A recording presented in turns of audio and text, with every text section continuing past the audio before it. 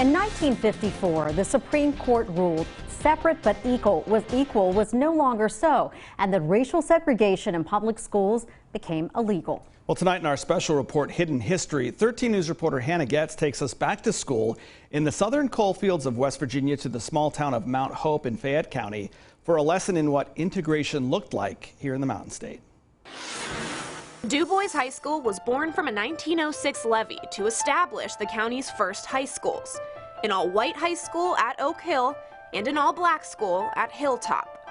The school was named after educator and civil rights leader Dr. W.E.B. DuBois. Following the 1954 U.S. Supreme Court ruling in Brown versus Board of Education, desegregation was left to individual states and often individual counties to comply with the ruling. In June of that year, institutes of higher learning in the Mountain State began the process of desegregation. In Fayette County, the schools would be integrated by the beginning of the 1956-57 school year, right in the middle of Gene Evans-Moore's high school career. That year, the brand new DuBois building was integrated with black and white students and given a new name, Mount Hope High School. So I had 2 years in that building as it was DuBois High School, and the later 2 years, the same building, it was named Mount Hope High School.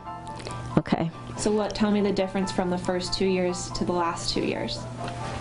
This and this.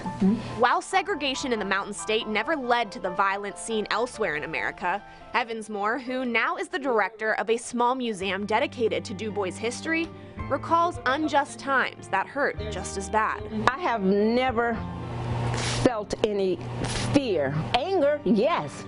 What was that anger? Anger is because we were not allowed to participate in so many things. DuBois High School produced a number of great scholars and leaders. Out of the class of 1953 of 52 students, 3 earned doctorate degrees. The all-black school was also home to a great football program.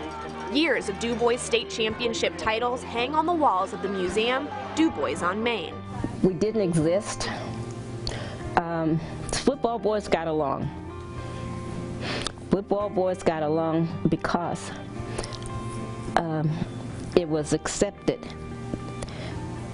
that the black football players were better than the white football players. Black students were allowed to play on the football and basketball teams, but some students would never see those Friday night lights the same way again.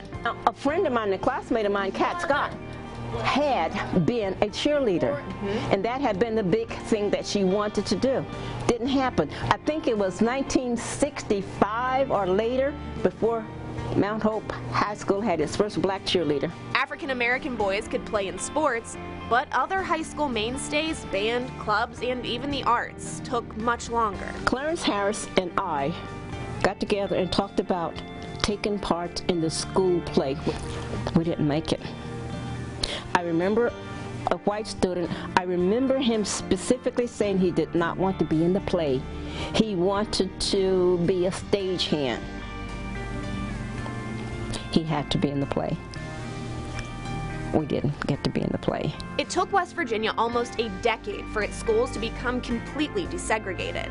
And for many, closing the African American schools left a loss of community identity for black West Virginians. Jean works now to keep that story alive through the museum and the reunions she helps organize. Every 2 years we got together and we became 17 again. We just talked about the past. In Fayette County, I'm Hannah Getz, 13 News, working for you.